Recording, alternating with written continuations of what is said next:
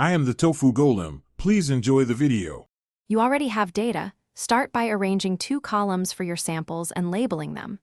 Once done, decide whether this is a paired test or 2 independent samples and whether variances look equal. This choice changes the t-test parameters. Next, pick your significance level, typically 0, 0, 5, and whether you need a one-tailed or two-tailed hypothesis.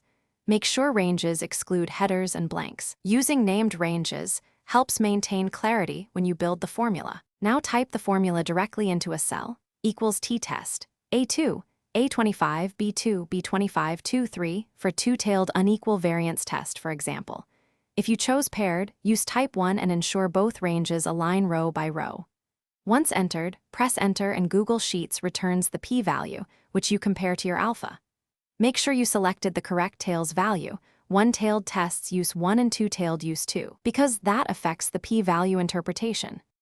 Finally, interpret the p-value. If p is less than your alpha, you reject the null hypothesis, otherwise you do not.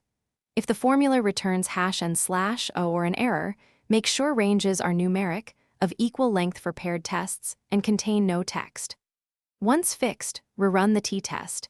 If results seem odd, try both equal and unequal variance types to see how sensitive conclusions are to that assumption. One troubleshooting tip: use simple SUM or count checks to confirm clean numeric ranges.